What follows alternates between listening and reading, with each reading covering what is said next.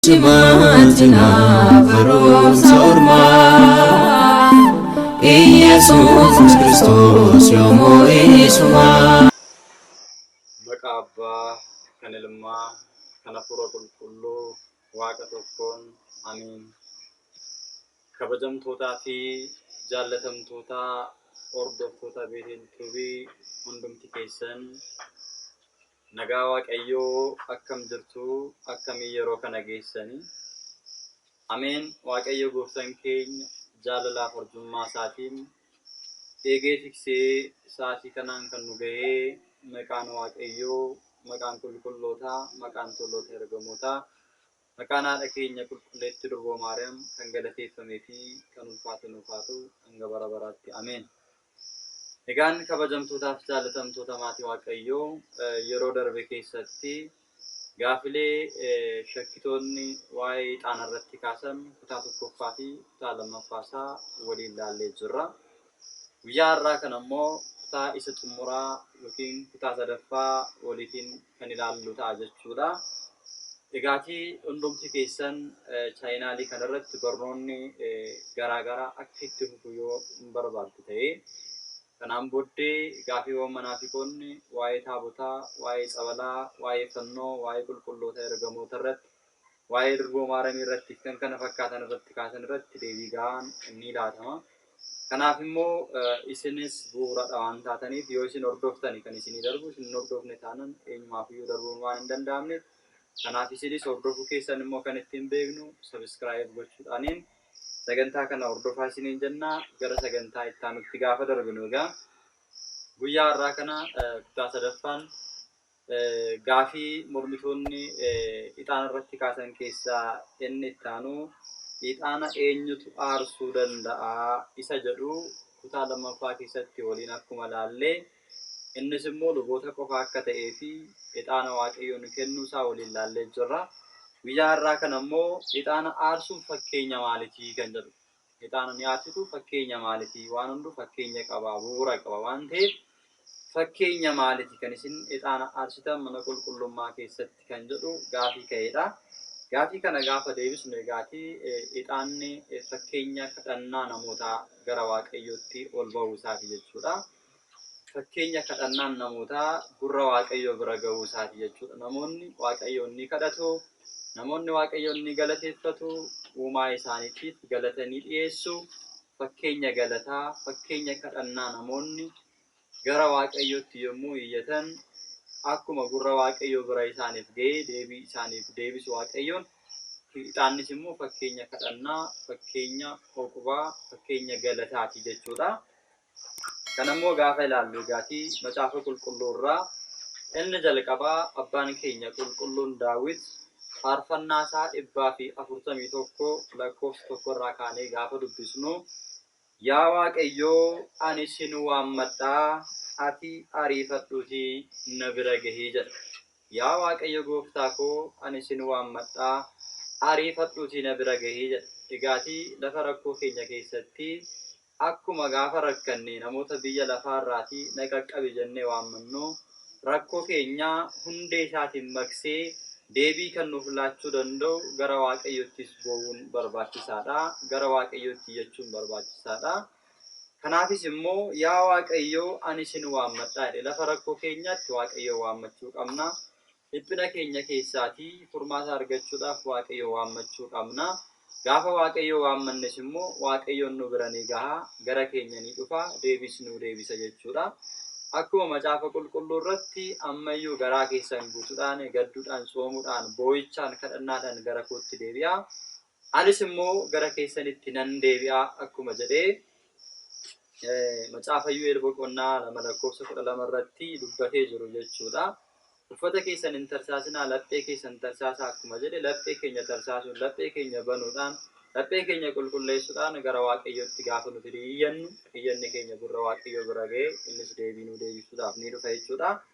Yommuu nan si waammadhu gurra keetiin sagalee koo dhaggeeffadhu jedha Daawit. Egaa Waaqayyoon gaafa nuti waammannu gurra isaatiin sagalee boo'icha keenya ni dhaggeeffata. Kadhannaan koo akka ixaana aarfamuutti harka koo gara keetti ol qabuun koos akka aarsaa galgalaatti si duratti naaf haa fudhatamu jedha jechuudha macaafa kanarratti. Faarfannaa Daawit 141 lakkoofsa 1 kaasanii hanga 2tti gaafa dubbistan kadhannaan koo akka aarsaa ixaanaatti harka ol qabuun koo akka aarsaa galgalaatti naaf haa fudhatamu jedha. Egaati kadhannaan keenya akkuma Waaqayyoon aarsaa ixaanaa aarsaa godhee luboota irraatii fudhatee kadhannaan keenya immoo akkasumatti fuula keetti naaf haa fudhatamu, deebii naaf haa deebisu, gurra kee bira naaf haa ga'u jechuudhaan qulqulluun abbaan keenya Daawit akkuma inni dubbatee jiru ixaanni eegaatii fakkeenya kadhannaa namootaa gara Waaqayyootti ol ba'uusaa kan agarsiisudha jechuudha. Kanas gara macaafa qulqulluu gara kakuu haaraatti dhufnees gaafa laallu macaafa kana keessatti kan dubbatamedha kan biyya lafaa qofa osoo hin ta'in samii irratti raawwatame. Namoonni tokko tokko egaa ixaanni biyya lafaarra qofa akka jirutti kan isaan yaadanii ixaanni biyya lafaa qofa osoo hin ta'in samii irratti illee fuula Waaqayyoo fuulduratti kadhannaadhaaf galataaf ni dhiyeeffama jechuudha. Isa kana immoo beekutu durra jiraata jechuudha.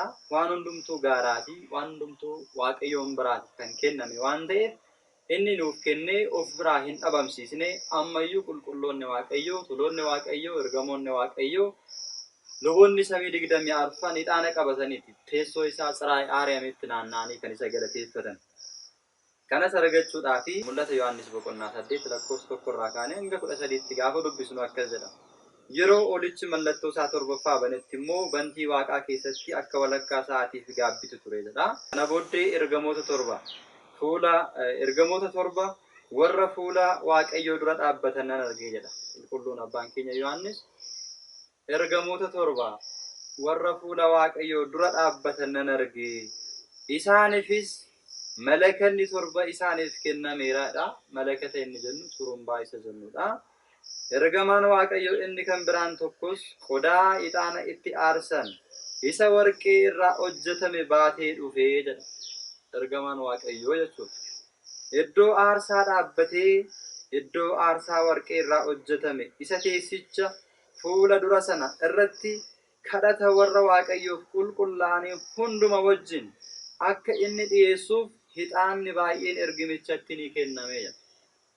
Kadhannaa akkuma egaa abbaan keenya Daawit kadhannaa koo akka aarsaa ixaanaa taasisii naaf fudhadhu jedhe sana ixaan aarsaa yookiis immoo kadhannaa warra Waaqayyoodhaaf qulqullaa'anii ixaana wajjiniin gara Waaqayyootti akka inni ol ba'u ixaanni baay'een ergamaa Waaqayyoo kanatti laattanii. Aarri ixaanichaas kadhannaa warra Waaqayyoof qulqullaa'anii wajjin harka ergamaa sana keessaa gara Waaqayyootti ol ka'ee jira. Kadhannaa warra Waaqayyoof qulqullaa'anii fi ixaanni sun ixaana sana wajjiniin harka ergamaa Waaqayyoo sana keessaa gara Waaqayyootti ol ka'ee.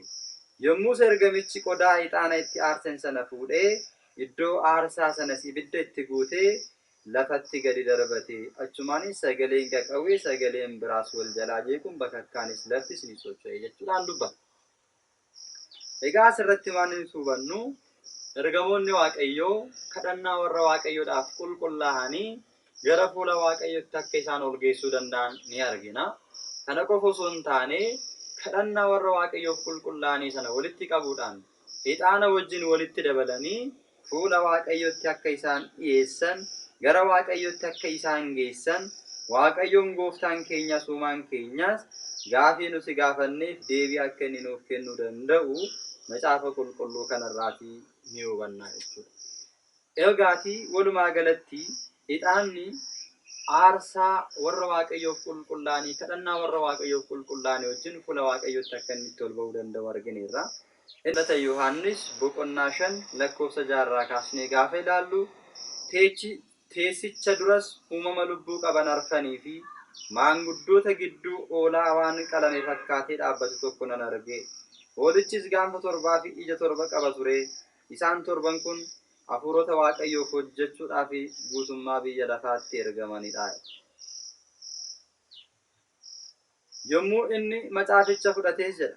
Hoolichi yeroo sanatti dhaqee harka mirgaa teessoo irra taa'ee jiru sanaan macaafa fudhatee jedha. Yommuu inni macaaficha fudhates uumamni lubbuu qaban arfan maanguddoonni 24 oolicha duratti hin gombifaman. Adda addaan kiraaraa fi qodaa ixaana itti aarsan isa warqee irraa hojjetame of harkaa qabu jedha. Luboonni 24 maanguddoota 24 warra jedhaman luboota samii 24 warra jedhaman warra samii irraati. Yeroo inni egaati Waaqayyo gooftaan keenya macaafa jireenyaa sana fuudhu isaan immoo kiraaraa fi qodaa ixaana itti aarsan of harkaa qabu ture. Innis kadhata warra Waaqayyoof qulqullaa'aniifi jedha. Kan isaan harkatti baatanii jiran kunis qodaan ixaanaa kunis kadhata warra Waaqayyoof qulqullaa'aniifi jedha. Egaati ixaana Waaqayyoon akkamittiin fakkeessa? Kadhata warra Waaqayyoof qulqullaa'aniitti fakkeessa jechuudha. Kanaafuu ixaana jechuun kadhannaa warra Waaqayyoof qulqullaa'anii ta'uusaa ni hubanna. Isaan faarfannaa aaraa yommuu faarfatan ati macaaficha fudhachuudhaaf mallattoo isaas banuudhaaf kan maltedha. Ati ofii keetii qalamtee gosa hunduma keessaa, afaan hunduma keessaa, nama hunduma keessaa, saba hunduma keessaas namoota dhiiga keetiin Waaqayyoof bitte jedhee macaafa qulqulluu kanarratti kaayetu jira jechuudha. Egaa walumaa galatti ixaanni fakkeenya maaliiti? Ixaana aarsuun fakkeenya maaliiti yoo jenne, ixaanni fakkeenya kadhannaa warra Waaqayyoodhaaf qulqullaa'anii ta'uusaa ergamoonni Waaqayyoos kadhannaa warra Waaqayyoof qulqullaa'anii fi ixaana walitti dabaluudhaan fuula Waaqayyootti akka isaan geessan Waaqayyoos ixaana kanas kadhannaa kanas osoo hin tuffatin akka inni fudhatee macaafni qulqulluun kun nu barsiisa jechuudha. Egaa waa'ee ixaanaa amma kana yoo laalle amma kana yoo hubanne ni ga'a jechuudha.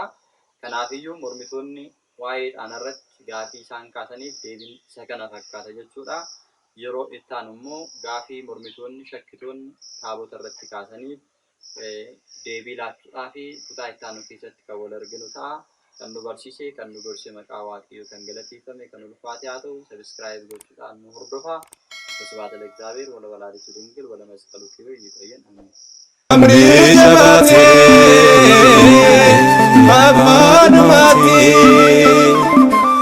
gammachun gala biya shehara